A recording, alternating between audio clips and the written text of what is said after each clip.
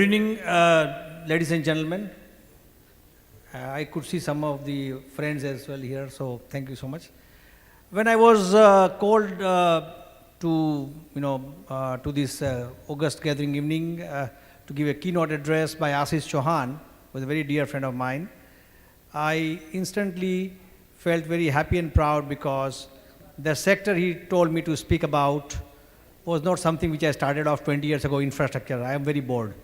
So he said, talk about defense, which you are in deep love with, and I instantly agreed. Thanks to Siris Bhai and other friends who told me more about what CIO does, and I strongly believe that any CIO in any corporate house, any company, is the backbone of the company, and at times, I was telling them a few minutes ago that the top management or the promoters sometimes fail to recognize the importance of CIO, and they pay very dearly for that. So I am very glad and I am very happy to know that in less than 4 years, the 8 members have grown to about 900 people. I wish you all the very best. The topic of the evening is defense. Defense in the mind of normal people is very secret and sacred, very complex, and people generally get scared about those big mustaches generals and colonels of the army or the air force and things like that. And fortunately for me, when I started my career about 25 years ago, we started with defense. And we gave up after a couple of years, and then we again restarted about 5-6 years ago. But we realized that in last 20 years, the India's big story was all about infrastructure. When there was, in 1991, as you all know, we had a closed economy.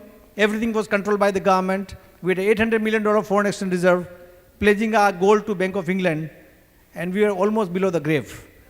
My company started then India's first private sector seaport because we realized that unless the private sector capital management and commitment is invited, the foreign capital is invited, there is no way India can grow. And there is no way India should be allowed to go down because hundreds of millions of very bright Indians can take country to the next level. We needed leadership. Fortunately, the government of India introduced the reforms, economic reforms. So when we started off, a lot of people had a doubt that it's a risk capital. Someone like me who was almost unknown entity then, I'm still unknown, but then it was those days was a very micro entity. And we thought that it was a opportunity capital. Because during the tea session, Siris Bhai said that many CIO would be happy to become entrepreneur. And I said, there is no way no one can become entrepreneur because I started my career by selling a small stuff like pan. I used to bring 4,000 pan in a cane basket, used to travel an unreserved compartment and used to sleep near the toilet, keep pouring the water so that pan don't die and sell them to all the bhaiyas between Bhuleshwar and Ghatkopar. So I think entrepreneurship is nobody's monopoly. I mean, each one of us can become entrepreneur. It's the most easiest thing to do. I tell my daughters, my daughter asked me one day, do you think I'll be successful? I said, why not? The wisdom, vision and dynamism, you can find it in a 15-year-old person or a 75-year-old veteran. So I think those who wants to become entrepreneur sometime can pick up a phone and talk to me and I will be happy to chat that how a school dropout. And I studied in a Gujarati medium school. I couldn't speak a single line in English when I started my career. But today, we could build up a small organization. But more than small organization, we are very proud, which no one can take away from me, is that we are the infrastructure pioneer in this country. We built India's first private sector seaport, rail, road, logistics, SEZ. And now we built the second largest defense-focused shipyard in the world, which was Prime Minister inaugurated it 1.5 years ago. So anyone out of this crowd can become entrepreneur. So Siris Bhai told me to speak about that first, so I'm very happy to share. And if I could be of any help to anybody who wants to be an entrepreneur, I'll be very happy sparing time for that because I think the one thing I have always out of my busy schedule is the time. I manage my time well. Coming back to defense is that, I mean, when we started off, we were quite aghast to know that 64 years after independence, India built in 64 years world-class steel plants, cement plants, fertilizers, chemical, petrochemical, pharmaceutical, refineries, telecom, IT, everything. We excelled in almost every sector over the last 64 years. We simply forgot about two sectors of great national importance. One is defense, and second is equipment for oil and gas sector, which is economic safety. While we have some of the finest and the largest companies in the oil and gas sector in India, beginning from ONGC to Reliance to SR to Jindal and many other companies, but nobody makes in India platforms and the rigs, which are the very basic and the most critical equipment for the oil and gas exploration.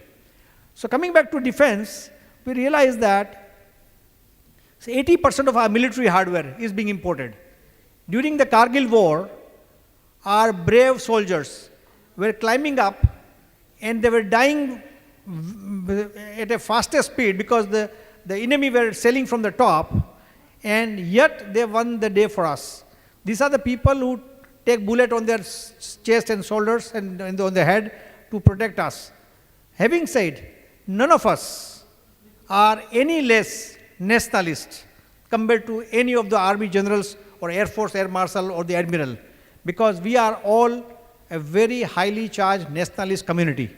So we realize that when that be the case, why when Sarma or Verma, Subramaniam, Chatterjee or Deshmukh would approach the government, they would look at them suspiciously, and why a Michael Johnson or Michel comes, they will lay the 2-kilometer long red carpet, because we have a phobia of not recognizing our own strength. We unfortunately failed in doing so, and that's why for 64 years, 80% of your military hardware is being imported. I remember very clearly that, and I was charged at the time after the Kargil war, because in the Kargil war, when our top of the line guns and the warships needed or the fighter jets needed the spare parts, we were not getting it from the original manufacturers, because they said that we will not sell to the country who is into the war. So in the Indian government, I believe that when they asked that, why did you sell the equipments? They said that is for the deterrence. Now that was utter nonsense. When you are in the war, you need the equipment, you need the system, you need the spare part. You cannot allow your brave soldiers to die without fighting for it, without having the adequate spare part support system for the guns and their armaments. So we realize that this is a time that we should look at the defense very seriously. India has emerged today. Unfortunately, we should be spending more on our healthcare or education. We are forced to spend on the national security, which is very important to protect 1.2 billion people.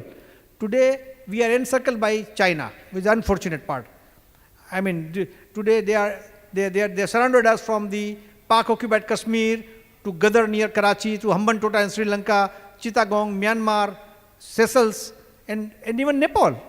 Nepal used to write gateway to India, they now write gateway to China. So India's security challenges have grown multifold, and ordinary person like me and you would not know how serious they are until a brave heart admiral on the eve of his retirement about almost 2.5 years ago wrote openly, it was a Times of India article on the front page, that India is encircled by China. That's the day we openly knew about it.